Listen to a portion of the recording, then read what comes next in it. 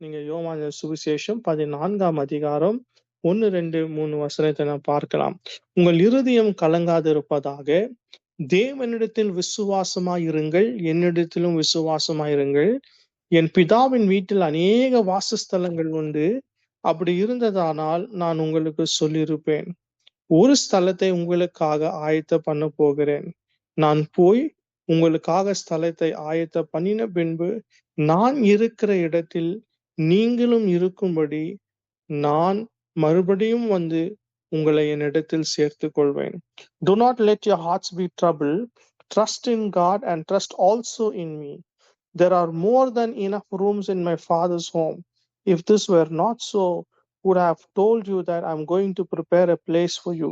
When everything is ready, I will come and get you so that you will always be with me where I am. Hallelujah. தேவன் நமக்கு கொடுத்திருக்கிற ஒரு பெரிய நம்பிக்கை, கர்த்தராகிய இயேசு அவருடைய வாயிலிருந்து புறப்பட்ட இந்த பொக்கிஷமான இந்த வார்த்தைகள் நமக்கு ஒரு நம்பிக்கை கொடுக்கிறது. அப்போ நம்முடைய இருதயத்துல அநேக நேரத்துல நமக்கு என்ன வரும்னா, நம்முடைய இருதயத்துல கலக்கம் வரும், கவலைகள் வரும், துக்கங்கள் வரும், அநேக நேரத்துல சோர்வுகள் வரும்.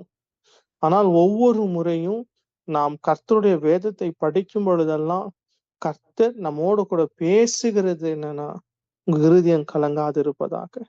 Let's not your heart be trouble. உங்க இருதயம் கலக்கப்பட்டு இருக்கிறதா? உங்க இருதயத்துல என்ன நடக்குது, எப்படி செய்ய போகிறேன், என் குடும்பத்தை எப்படி நடத்த போகிறேன், எதிர்காலம் எப்படி இருக்க போகுது, என்னுடைய வியாதியின் படுக்கை மாறுமா, இந்த நம்பிக்கை இல்லாத சூழ்நிலை என்னுடைய வாழ்க்கையில ஒரு மாற்றத்தை தேவன் கொடுப்பாரா என்று சொல்லி நீங்க காத்து கொண்டு இருந்தீங்கன்னா, இந்த இரவு நேரத்துல தேவன் நமக்கு கொடுத்திருக்க ஒரு நம்பிக்கை உள்ள ஒரு வாக்குத்தத்தம் என்றால், அவரை நாம் விசுவாசிக்கணும். அவரை விசுவாசிங்க. Trust in God and trust also in Jesus. ஏன் நாம் தேவனை நம்பிக்கையோடு கூட அவரை நான் நம்ப வேண்டும்? ஒரு காரியம், அவர் அழைத்திருக்கிறார். அவர் அழைத்தவர் உண்மை உள்ளவர்.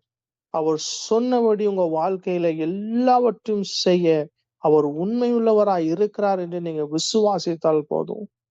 அப்போ இந்த சுற்றி நடக்கிற எல்லா காரியங்களும் நம்மை ஒரு நாளும் நம்முடைய திசை, நம்முடைய பார்வை, நம்முடைய நோக்கம் எல்லாமே மாற்ற முடியாது. மாற்றக்கூடாதபடிக்க இருக்க வேண்டும் என்றால் நம்முடைய பார்வை வேத வசனத்தின் மேல இருதயத்தை, ஒரு நாள் உங்க இருதயத்தை கலக்கத்திற்கு விட்டுறாதீங்க. Don't let your heart be troubled of any situation. Trust in God. Keep believing in God. Keep hoping on God. இதுதான் சங்கீதக்காரன் அது அழகாக அது கண்டுபிடிச்சிட்ட பிறகுதான் அந்த சங்கீதம் 42ஆம் சங்கீதத்தை அவன் ஒரு ஜெபமா எழுதுறான். தாவீது போய் கொண்டிருக்கிற வாழ்க்கை சூழ்நிலை அநேக நேரத்தில் நம்முடைய வாழ்க்கையில நாம் கடந்து போக முடியும். அவன் தேவனை பார்த்து அவனுடைய ஆத்மாவோடு கூட பேசுவான். Sometimes we have to talk to our own soul, tell within ourselves. நம்மை பார்த்து நமக்கு முன்பதாக ஒரு கண்ணாடி முன்னாடி நின்று கொண்டு தைரியமாய் நாம் சொல்லணும், ஆத்துமாவே நீ ஏன் கலங்குகிறாய், நீ ஏன் சோகமா இருக்கிற, why are you discouraged? நீங்க 42ஆம் அதிகாரம் 5ஆம் வசனத்தை வாசிக்கும் பொழுது வசனம் அழகாக நமக்கு சொல்லும், என் ஆத்துமாவே நீ ஏன் கலங்குகிறாய், எனக்குள் ஏன் திகழ்கிறாய், தேவனை நோக்கி காத்திரு, அவர் சமூகத்தின் ரட்சிப்பின் நிமித்தம் நான் இன்னும் அவரை துதிப்பேன். ஹல்லேலூயா. அப்போ நமக்கு இட்ஸ் a living example. ஆண்டவராகிய இயேசு கொடுத்த இந்த வார்த்தை நீங்க ஓல்ட் டெஸ்டமெண்ட்ல பார்க்கும் பொழுது ஒரு மனுஷனுடைய வாழ்க்கையினுடைய அனுபவமா இருந்தது. He didn't know. அவன் யார்கிட்ட போய் சொல்லணும்னு தெரியாது. இந்த சூழ்நிலை மாறுமான்னு தெரியாது. சவுல் அவனை சத்துருகள் எத்தனை சத்துருக்கள் அவனை சுற்றி வந்தாலும் அவனுக்கு ஒரு நம்பிக்கை, நான் தேவன் மேல் நான் நம்பிக்கையா இருப்பேன், அவர் சமூகத்தின் ரட்சிப்பின் நிமித்தம் நான் இன்னும் அவரை துதிப்பேன். So do you know, உங்களுக்கு ஒரு காரியம் தெரியுமா? நீங்க ஒவ்வொரு நாளும் நீங்க துதிக்கும் பொழுது, நீங்க ஆராதிக்கும் பொழுது, நீங்க அவருடைய நாமத்தை உயர்த்தும் பொழுது, there is something that is happening. நீங்க அவரை ஒண்ணும் சூழ்நிலை தெரியாத இருக்கிற நேரத்துல நாம் என்ன செய்வது என்று சொல்லி நாம் கலக்கத்தோடு கூட நின்று கொண்டிருந்தால் தேவன் சொல்லுவார், why don't you praise? Why don't you worship? Why don't you come spend time with me? சூழ்நிலைகளை மாற்றுகிறவர் தேவன்.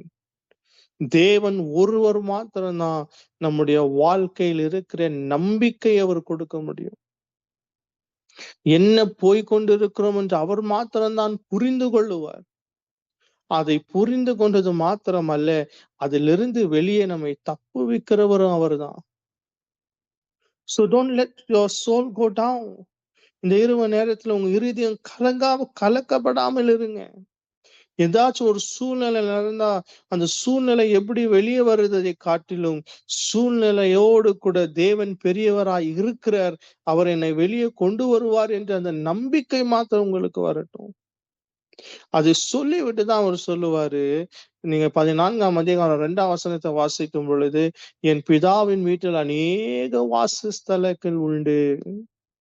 அப்படி இல்லாமல் இருந்தா உங்கள்கிட்ட நான் சொல்லி இருக்க மாட்டேன்ப்பா. நான் உங்களுக்காக போய் ஒரு ஸ்தலத்தை ஆயத்தப்படுத்தி கொண்டிருக்கிறேன்.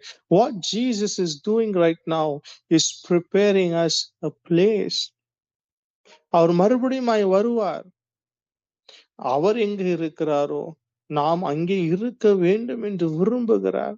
It's the beauty of God is he wants to dwell with you.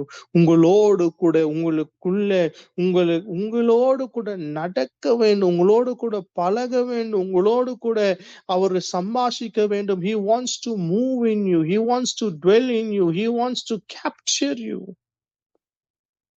அப்போ இந்த இரவு நேரத்துல உங்களுடைய இருதயத்துல ஒரு சத்தம், உங்க மனதுல ஒரு சந்தேகத்தோடு என்ன நடக்க போதோ, எப்படி இருக்க போதோ, என்ன நடக்க போகுது என்று சொல்லி நீங்க சிந்தித்து கொண்டிருந்தீங்கன்னா, இந்த நம்பிக்கை உள்ள வார்த்தை உங்க வாழ்க்கையில உங்க ஆத்மாவை உயிர்ப்பிக்கட்டும். Remember that God is preparing a place for you. He is not only preparing a place, he is gonna come back and take you to be with him where he is. அப்போ நம்முடைய தேவன், நாம் ஆராதித்து கொண்டிருக்கிற தேவன் எவ்வளோ நம்மை கவனித்து நம்மை நேசிக்கிறார் தெரியுமா? நாம் இந்த பூமியில வாழ்கிற ஒவ்வொரு நாளும் நமக்கு பெற்றோர்களா இருந்த அந்த பிள்ளைகளை குறித்து அநேக காரியங்கள் நாம் திட்டங்களை போட்டு வைத்திருப்போம். என் பிள்ளைக்கு இது செஞ்சா நல்லா இருக்குமே, என் பிள்ளைக்கு இது செஞ்சு கொடுத்தா நல்லா இருக்குமே, இந்த காரியத்தை அவனுக்கு ஆயத்த பண்ணி வைத்திருந்தா நல்லா இருக்குமே, இந்த வயது ஆகும் பொழுது இவனுக்கு இதை காரியத்தை செய்யும் பொழுது.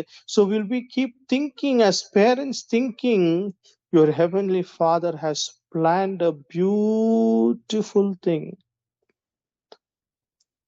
வேதம் சொல்லும், கண் காணவில்லை, செவிகள் கேட்கவில்லை, இருதயத்தில் தோன்றவும் இல்லை, ஆனால் தேவன் தம்முடைய அன்பு கூறுகிறவர்களுக்கு சகலவற்றையும் ஆயத்தம் பண்ணி வைத்திருக்கிறார். Do you believe that God has prepared everything for you and for me even before the creation of this world? நீங்க 1 கொரிந்தியர் 2ஆம் அதிகாரம் 9ஆம் வசனத்தை வாசிக்கும் பொழுது வேதம் அழகா கற்றுக் கொடுக்கும். This is what the scripture mean when they say, no eyes has seen, no ears has heard, and no mind has imagined what God has prepared to those who love him. So God has already prepared everything. உங்களுக்காகவும் எனக்காகவும் ஒரு ஸ்தலத்தை தேவன் ஆயத்தப்படுத்தி வைத்திருக்கிறார். So இந்த பூமியில வாழ்கிற நாம் இந்த சில நாட்கள் வாழ்க்கை தான் அவருக்கு பிரியமுள்ள ஒரு வாழ்க்கைய வாழணும். ஆண்டவராகிய இயேசு கிறிஸ்து அநேக ஓமைகளை சொல்லியிருப்பார். ஆனால் ஒரு நிஜமான ஒரு சத்தியத்தை தேவன் வெளிப்படுத்தி கொடுக்கிறது என்றால், லூக்கா சுவிசேஷத்தை நீங்க திருப்பி பார்க்கும் பொழுது ஒரு பணக்காரனும் லாசரும் என்று ஒரு தேவர் ஒரு உண்மையான ஒரு சம்பவத்தை பேசுவார். God speaks about a rich man and Lazarus. அப்போ God specifically told அந்த காரியத்தை நமக்கு வெளிப்படுத்தி கொடுத்துக்கிறது என்னன்னா, there is there is a beautiful place called as heaven. பரலோகம் என்று ஒரு உண்மையான ஒரு இடம் இருக்கிறது. அந்த பரலோகத்துக்கு போக வேண்டிய காரியத்திற்கு ஒரே ஒரு காரியம்தான் வேணும்.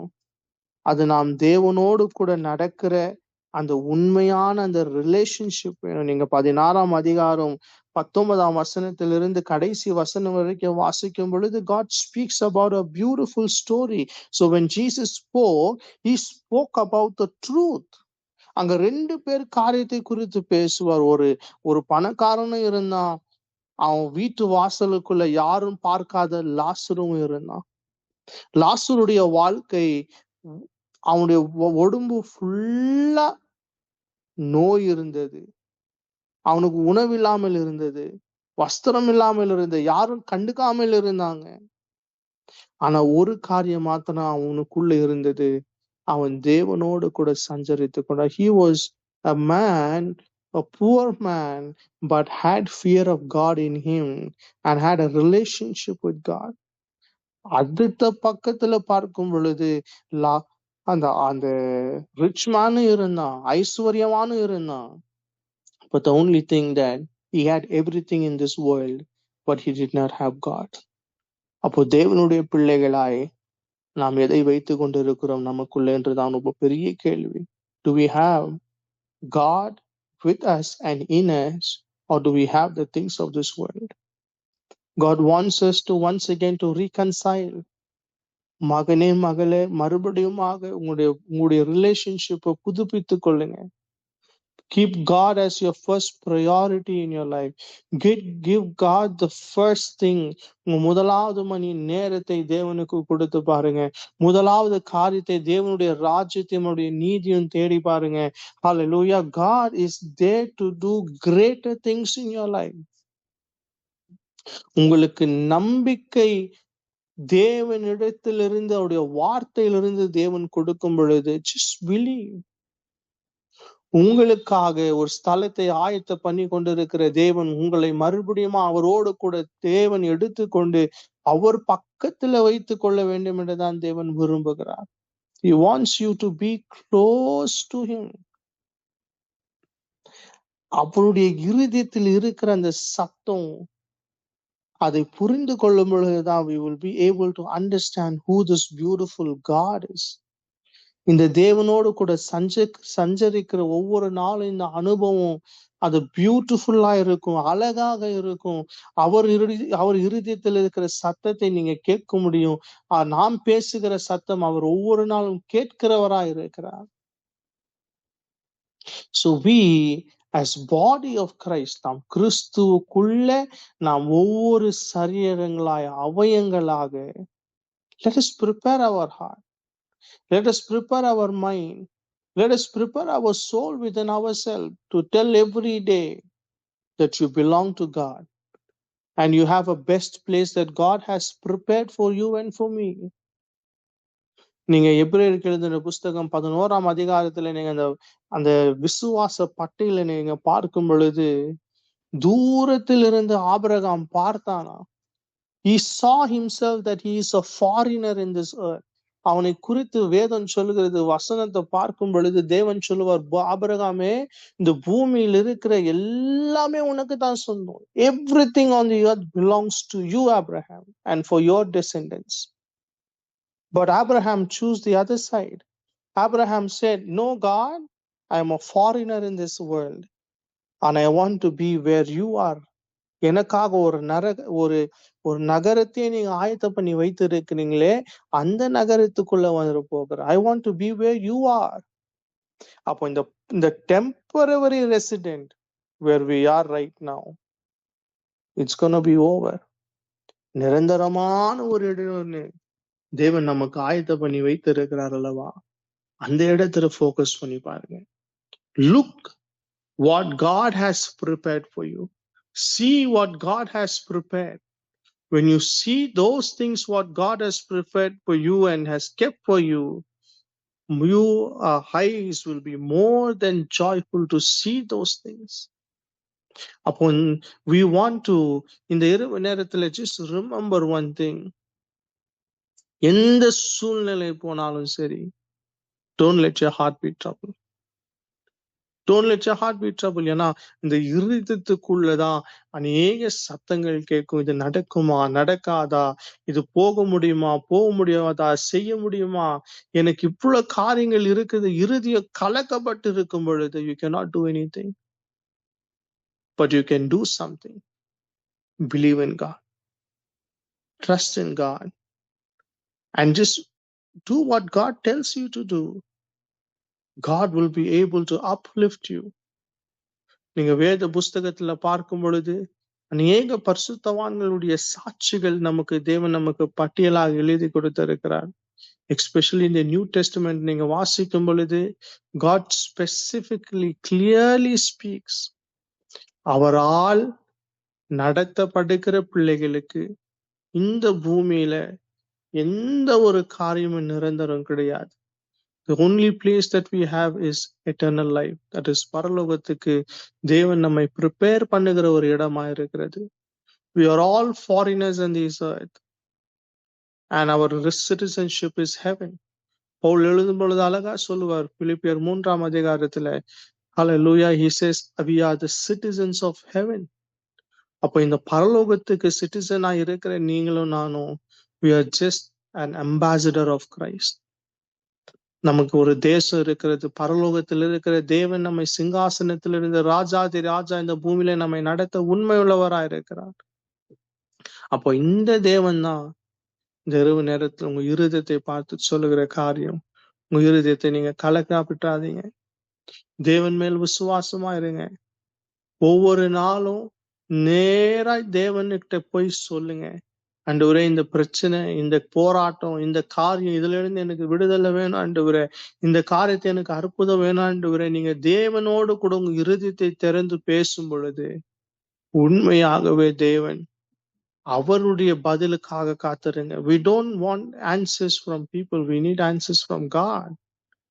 ஏன்னா தேவன் ஒரு நாளும் பொய் சொல்ல தேவன் மனிதன் அல்ல, அவர் மனமாற மனபுத்திரனும் அல்ல என்று எழுதியிருக்கிறபடி God never changes. All his promises, நல்ல ஞாபகத்துல வைத்துக் கொள்ளுங்க, எல்லா வாக்குத்தத்தங்களும் இயேசு கிறிஸ்துவுக்குள்ள தேவன் ஆம் என்றும் ஆமென் என்றும் வைத்திருக்கிறார். அப்போ அவருடைய பிரதானமான வாக்குத்தத்தம் தான் இது. அவருடைய வாக்குத்தத்தம் என்னங்க? அவர் மேல் விசுவாசமா இருங்க. Just believe in God, trust in God, and God is able to do great and mighty things in your life.